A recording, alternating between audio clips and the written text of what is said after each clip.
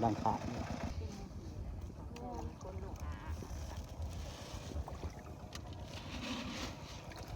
ใช่เห็นหนอเป้งหรือว่าต้นอาหาร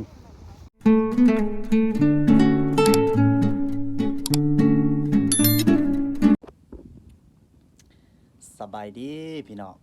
ยินดีต้อนรับเข้าสู่สองบ้านนงคนบ้านนอกคือเก่าพี่น้องมื้อนี้กาอยู่ให้อยู่หน้าคือเก่าพี่น้องเป็นมือที่3ล่ะพี่น้องที่เราจะยอดเขามื้อนี้คิดว่าเป็นมือซ้ำซ้อยนี่แหละมือสุดท้ายพี่น้องก็สิเกี่ยวให้มันแล้วมื้อนี้พี่น้องเว้ย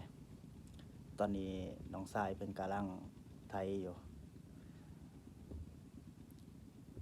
กำลังขาดพี่น้องไทยแล้วเนาะกำลังขาดเดี๋ยวนี้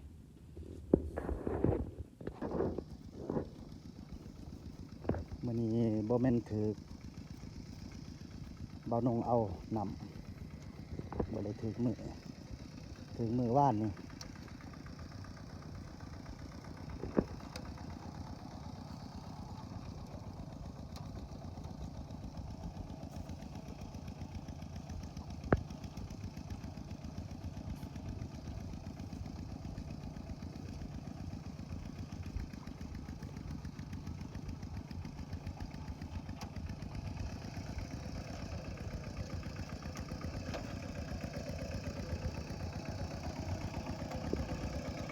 ตอนนี้น้องชายกำลังขาดโทรเอาเพิ่นมาซอยพี่น้องให้นี่บ่ยังมีน้ำปานใด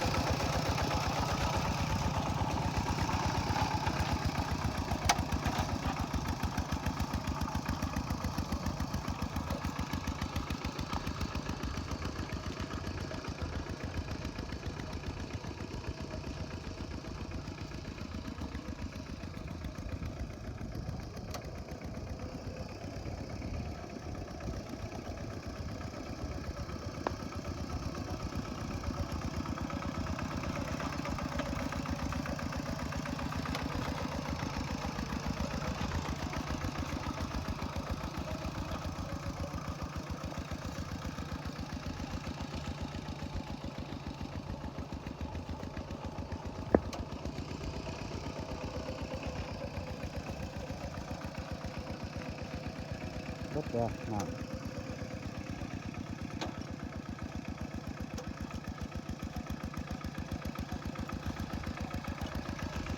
อย่างเบิดเลยเด้ซุ่ม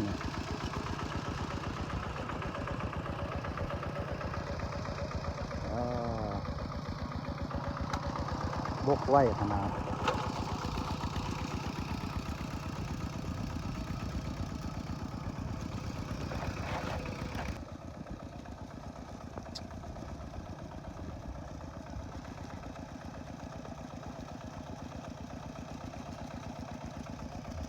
กำลังขาดน้ำมันเหลือแต่เป่งออก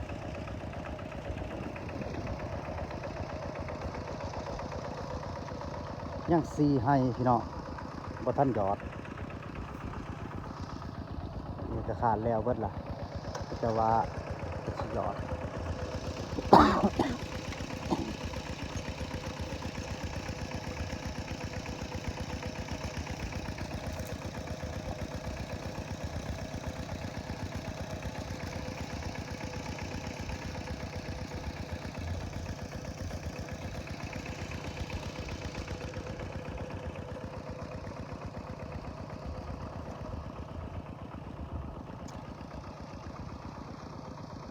ทีมงานยอด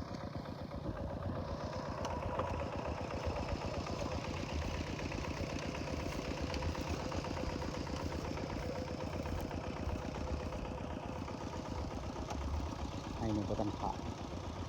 ยังให้เดียวพี่น้อง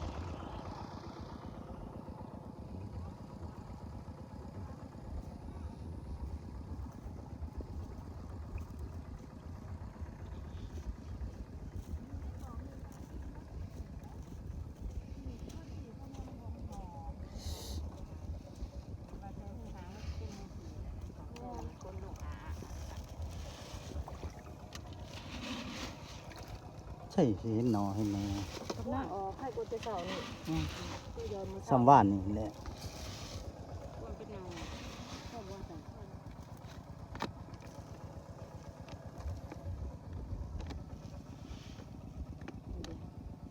ดีกว่าบ้านนี่โอ้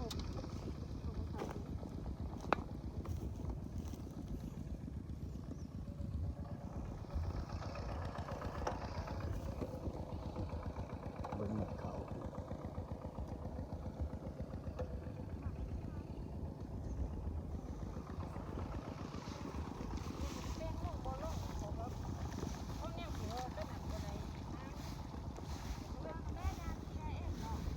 เป้งหรือว่าต้นอาหาร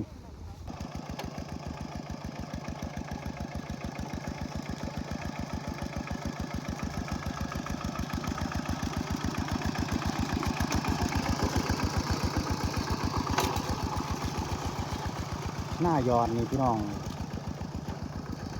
ไล่แต่มือเฮายอดลงไป ประมาณ4 วันเฮาก็ฉีดยากับต้นหญ้า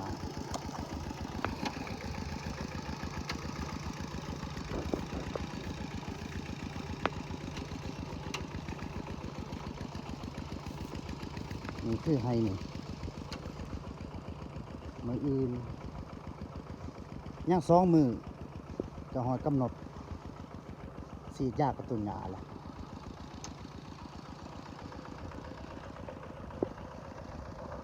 ปลามันแห้งแบบนี้พี่น้อง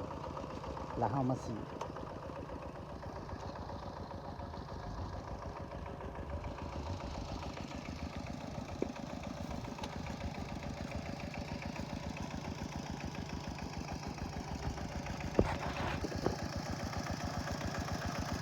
ขาดซ้ำให้เดียวนี่พี่น้องบัดออกจะใต้นี่เลยใต้นี่นี่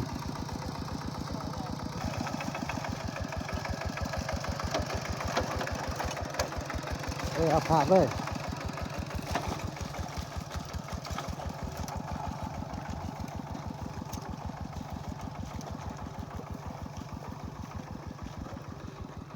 ถือว่าสำเร็จพี่น้อง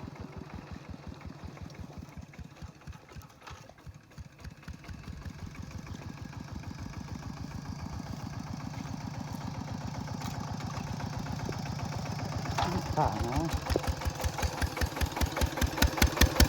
ใช่ค่ะ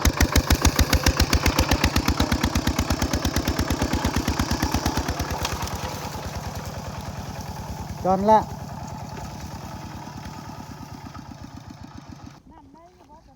อืม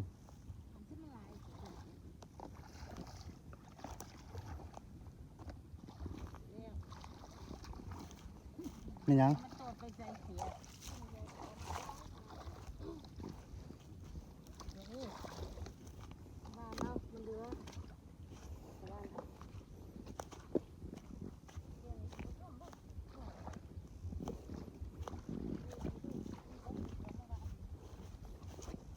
อย่าเลิกเลยนะ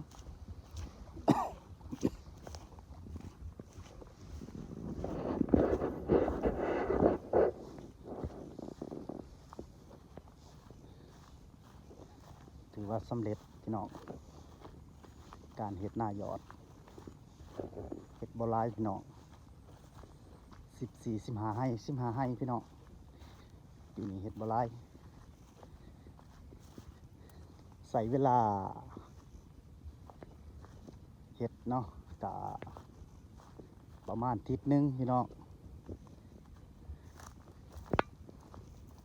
กับบหลายมือเนาะเพราะว่าถ้าว่าเฮาได้น้ำได้หยังนี่มันก็บ่ได้ยาก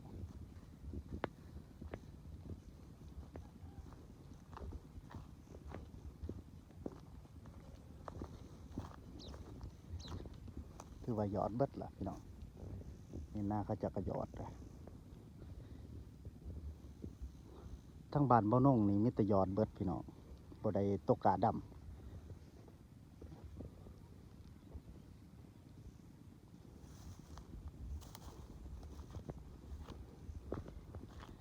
กับพอดีเบิดมือนี่นา8 ให้ซ้ำ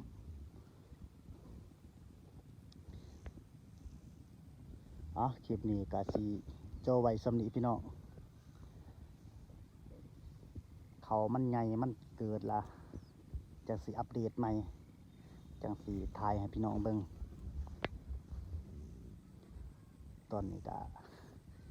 เดี๋ยวไปก็มีแต่ขี้ต้มเนาะพี่น้องเพราะว่าเขามันบ่ทันเกิดประมาณ5 วันพี่น้องมาเบิ่งดูโบเป็นนอขึ้นพี่น้องพอกันคลิปหน้าพี่น้องสิอัปเดตให้พี่น้องเบิ่งอีก